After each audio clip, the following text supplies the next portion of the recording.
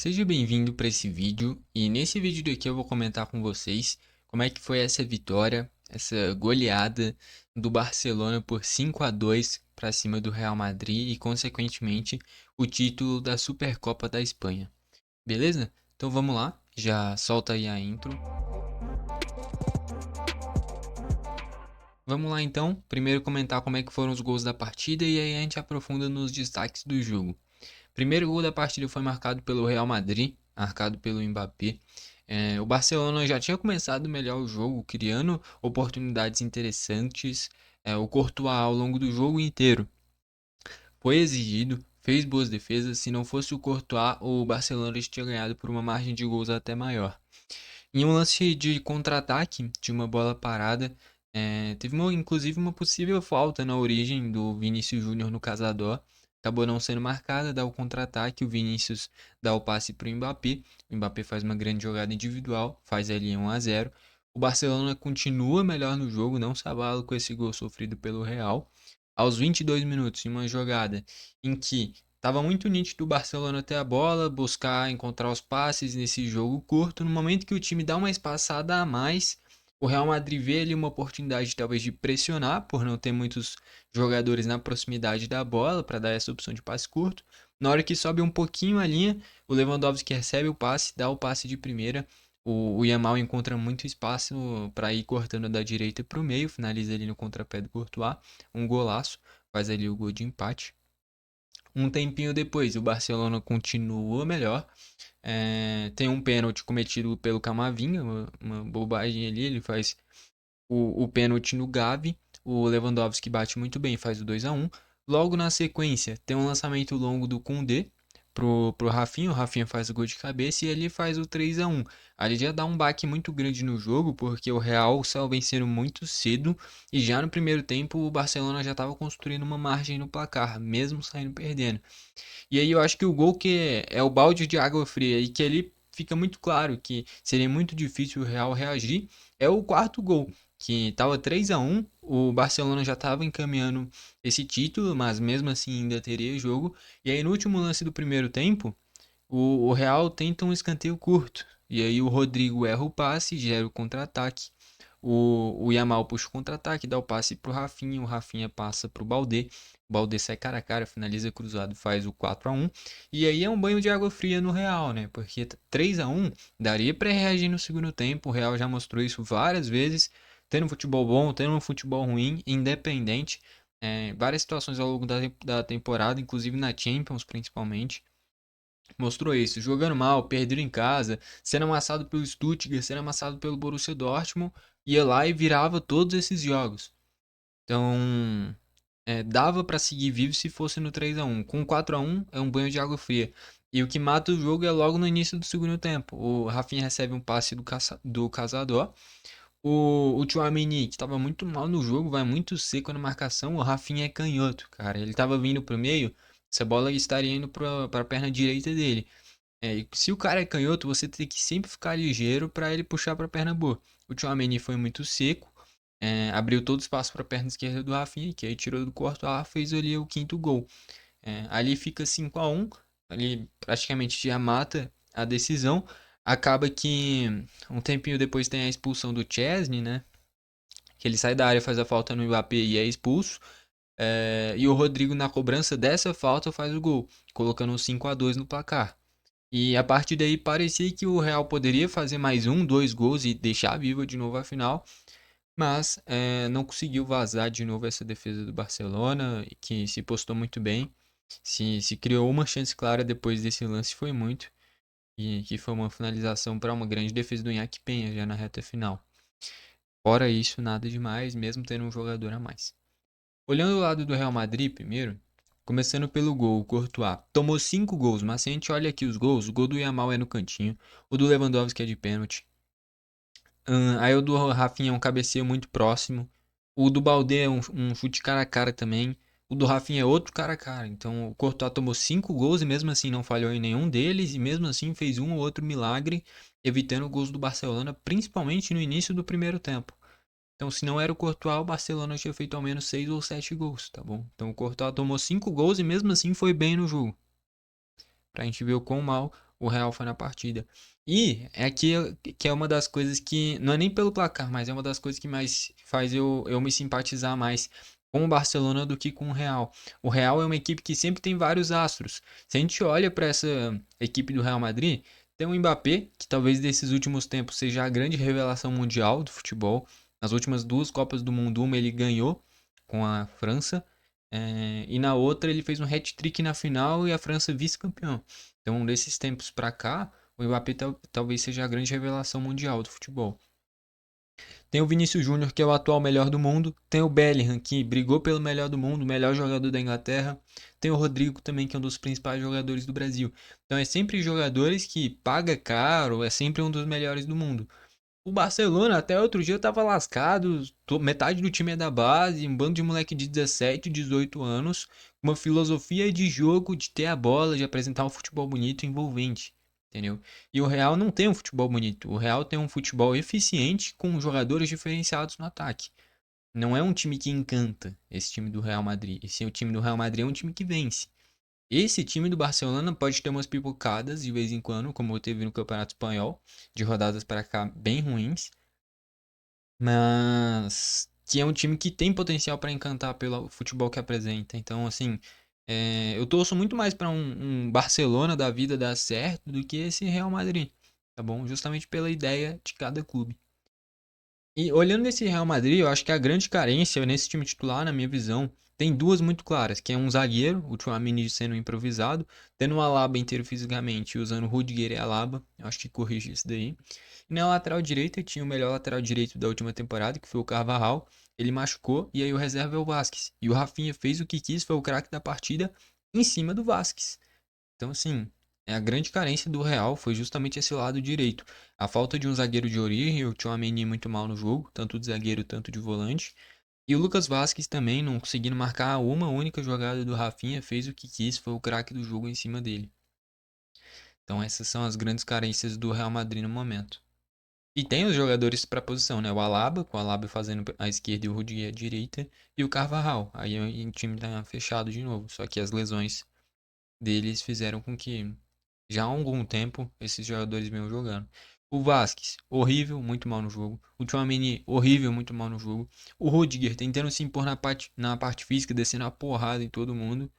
O Mendy, que é um lateral que não sobe muito, o Vinícius tem muita liberdade para construir do meio para frente, mas para compensar isso daí, o Mendy é quase um zagueiro pela esquerda.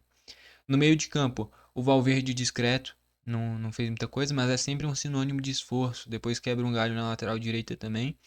Não fez um grande jogo tecnicamente, mas quesito esforço, foi um dos melhores do Real. Talvez o que mais se esforçou dentro de campo.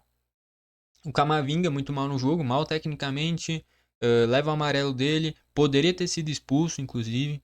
Que teve um lance que ele para um contra-ataque puxando pela camisa, isso é cartão amarelo, só que ele já tinha um amarelo pelo pênalti, né? O juiz, que inclusive foi muito mal, ele não deu a expulsão do Chesney, o VAR teve que chamar para ir expulsar. O Camavinga poderia ter sido expulso, não foi expulso. Teve outro jogador, cara, deixa eu lembrar qual que era. O Vinícius Júnior mesmo. Ele toma um amarelo por reclamação e teve outro lance que ele pisa no calcanhar, acho que do Casador também. Poderia ter sido expulso também. Tanto o Camavinga, tanto o Vinícius. O pênalti não marcado em campo. Fora que ele não conseguiu controlar o jogo. Então, assim, a gente critica a arbitragem brasileira e trata como se toda a arbitragem europeia, inglesa, espanhola, tudo na Europa no geral fosse uma maravilha. Mas não é o caso. A arbitragem foi horrível no jogo, atrapalhou. Não vou falar que mudou o resultado porque não mudou. Se ele tivesse aplicado a regra da forma correta, o Barcelona ia ganhar da mesma forma. Só que a arbitragem com muitos erros, não sabendo levar o jogo. A arbitragem ruim, tá? Na Inglaterra, a mesma coisa, tem vários jogos com arbitragem ruim. Então, assim, a arbitragem brasileira é ruim? Tá? É ruim. Só que não é porque aqui é ruim que lá é bom. Lá também é ruim, tá? A arbitragem, no geral, não tá no nível ideal para realmente aplicar a regra da forma correta no futebol no mundo inteiro. Tá? Enfim. Indo para essa fase ofensiva, o Rodrigo, do meio para frente, junto com o Mbappé, fizeram bons jogos, tá? bom jogo, né? O Rodrigo falhou no quarto gol. O quarto gol sai porque o Rodrigo quis inventar em um escanteio curto, ao invés de alçar a bola na área. Literalmente, o último lance do primeiro tempo, só joga a bola na área. Tenta o escanteio curto, toma o quarto gol que mata o jogo. Então, assim, o Rodrigo. É, foi ele que falhou, não tenho o que falar, no gol que matou o jogo, né? O do 4-1 no último lance do primeiro tempo. Faz o gol de falta, que foi muito bonito, volta bem pro segundo tempo. Mas o quarto gol é quase tudo na conta do Rodrigo. O Bellingham, muito mal, errando quase tudo. O Vinícius, discreto, também não conseguiu criar muito. Por mais que deu assistência para o Mbappé, deu um ou outro passe interessante. Inclusive, se fosse para tirar alguém na hora que colocou o Brahim, eu acho que o ideal era tirar o Bellingham, que estava realmente muito mal, e colocar o Rodrigo centralizado. Acaba que coloca o Brahim, né?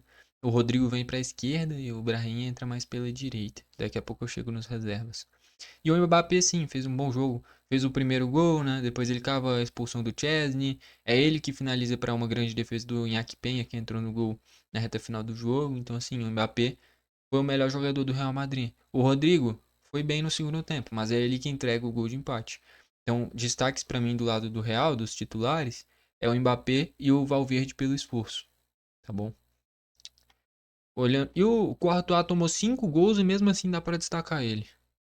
Veio do banco o Modric, melhorou a qualidade de passe, né? O Ceballos, não entendo como é que é um dos caras que tá na frente na fila desse time do Real. Comum demais, não entrega nada demais o Ceballos. Fran Garcia também, que é outro mediano, entrou no lugar do Mendy. A questão é que ele sobe um pouquinho mais que o Mendy, mas ele é muito mediano também. Entrou o Brahim pela direita no lugar do Vinícius, não mudou muita coisa. E entrou o Asensio na zaga, naquele desespero, quando ainda não tinha tido a expulsão, mas do time tendo tomado o quinto gol, né? Enfim, tirando o Camavinga, puxando o Tchouaméni pro meio, depois o Valverde pra direita, enfim, foi tentando arrumar, mas acabou que já era tarde para corrigir esse time do Real Madrid, né? Olhando o lado do Barça, o Chesney não foi muito exigido, acabou que foi expulso, fazendo a falta no Mbappé. Na linha de defesa, o Baldé, são dois laterais bem opostos, né? O Koundé é um zagueiro que virou lateral, o Baldé é um lateral que é quase um ponta, né? Até porque o Rafinha é canhoto e tem essa característica de vir pro meio. Antes do Gavi voltar de lesão, o Rafinha vinha jogando de meia, né? Então ele tem essa característica de vir pro meio até por ser canhoto. Ele não vai ficar indo pra linha de fundo. E aí o Baldé tem todo esse corredor por esse lado esquerdo, né? E aí aproveitou justamente para fazer o gol. Fez um grande jogo. E o Koundé, eu não gosto dele. Ele tem muitos erros técnicos no jogo mesmo. Se embananou umas 4, 5 vezes com a bola sozinho. Mas defensivamente foi muito bem, o Vinícius não criou nada. E também é ele que dá o lançamento para o gol do Rafinha. Então os dois laterais muito bem, principalmente o Baldé, mas o Koundé também deu uma assistência. A dupla de zaga, o Inigo Martínez sai machucado no primeiro tempo, né? O Cubarsi discreto. No meio de campo, o Casador fez um grande jogo, por mais que o primeiro gol tenha surgido em um lance que ele perde a bola, depois disso ele cresce bastante no jogo. O Pedri também nessas triangulações muito bem. O Gavi sofre o pênalti, importantíssimo, no momento difícil do jogo. O Yamal é quem faz o gol no momento de quando estava perdendo, né? O Yamal é muito acima da média. E o Lewandowski, ele faz o gol, ele dá assistência para o Yamal. Os dois primeiros gols do Barça passam pelos pés do Lewandowski. Importantíssimo também. Entrou o Ronald Araújo no lugar do Inigo Martínez, entrou muito bem. Ferran Torres entrou na reta final no lugar do Rafinha já com câimbras, não participou tanto. Iñaki Peña no lugar do Chesney, tomou o gol do Rodrigo, que era talvez defensável no canto dele, mas faz uma defesa em um chute do Mbappé na reta final espetacular.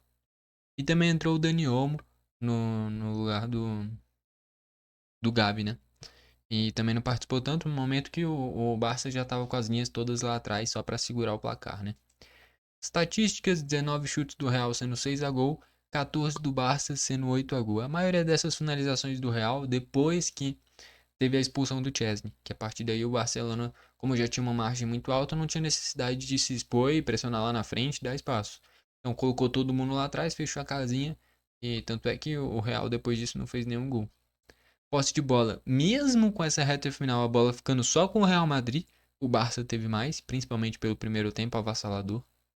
Passes mais do Barcelona, faltas 14 do Real tendo 5 amarelos, 13 do Barça tendo 4 amarelos, escanteios 9 a 5 para o Real, todos ou quase todos, a maioria, quer dizer, pelo menos a maioria, vieram depois da expulsão do Chesney, tá? Até a expulsão do Chesney, que já estava 5-1 no placar, o Barça completamente dominante. Depois da expulsão do Chesney, o Barça só se fecha para não ser vazado, não deixar o Real crescer no jogo. E aí o Real ainda faz o gol de falta com o Rodrigo logo depois da entrada do Iñaki Peña. E a partir daí o Barça se segura muito bem, que nem eu falei, a única chance clara foi um chute do Mbappé, que o Iñaki Peña faz um milagre. Com exceção a isso, não criou mais nada, mesmo tendo aí pelo menos o que, uns 40 minutos, um jogador a mais, né? Mas só conseguiu fazer um golzinho e nem perto de reagir para cima do Barcelona. Que nem eu falei, é um futebol muito bonito de se ver do Barcelona. Se tem um time que eu torço pra ter sucesso, é esse time do Barcelona, tá bom? Um time europeu que eu torço pra ter sucesso. Pela mentalidade, pelo estilo de jogo, pelo estilo de jogo leve, por ter jogadores jovens, então tudo isso agrupado, esse é um time que eu gosto de ver, que eu gosto de torcer para dar certo. É um projeto que é algo que me interessa, que é algo realmente bem bacana. Já o Real, cara, é dinheiro e pronto. Contrata os melhores e deixa eles decidirem, tá? Porque é isso. No momento que precisa de repertório, de saída de jogo, saber marcar uma pressão, conseguir se impor em cima do adversário, o Real não tem nada disso, tá bom? O Barcelona é muito melhor treinado do que o Real Madrid. A questão é que o Real Madrid tem os melhores jogadores do mundo.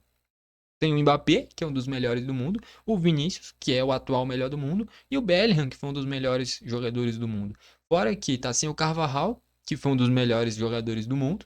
O Rodrigo é um dos melhores jogadores da seleção brasileira. O Valverde é talvez o principal jogador do Uruguai. E por aí vai. Então, assim, o Real Madrid é uma seleção mesmo, tá bom? O Barcelona é uma montagem de uma baita equipe. Tanto é que se você olha os jogadores, Cubarsí é da base, Baldé é da base, Pedro é da base, Gavi é da base, Yamal é da base, Casador é da base, metade do time é da base. Então, assim, é isso que eu gosto de ver, entendeu? Você revelar os jogadores, você ter uma proposta de clube mesmo, entendeu? E a do Real Madrid é gastar dinheiro e ter os melhores. A do Barcelona é produzir esses melhores jogadores, né? E aí, o Real pode até ter mais títulos, pode até ser maior, mas se for pra torcer pra alguém, eu vou torcer pro Barcelona. E é isso. Com isso, o título do Barcelona, fico feliz. Campeão da Supercopa da Espanha. Só pra fechar, então, o craque da partida pra mim foi o Rafinha. Beleza? Jogou demais. Atualmente, junto com o Salah, os dois melhores jogadores do mundo, tá bom? É porque o Barcelona vinha de um momento de oscilação recente em La Liga, né? E o Salah, justamente nesse momento, encontrou seu ápice na Premier League. Então, atualmente, para mim, o melhor jogador do mundo é o Salah. Mas eu acho que tudo que vai determinar isso vai ser a Champions na reta final. Se o Liverpool ganha a Champions, para mim o Salah é o melhor do mundo. Se o Barcelona ganha a Champions, para mim o Rafinha é o melhor do mundo. Se qualquer outra equipe ganha a Champions, aí a gente tem que ver como é que isso vai se desenrolar, tá bom? Gostou do vídeo, deixa o like. Não gostou, deixa o dislike. Não esquece de se inscrever e ativar o sininho para o YouTube te mandar os vídeos novos. Valeu e falou!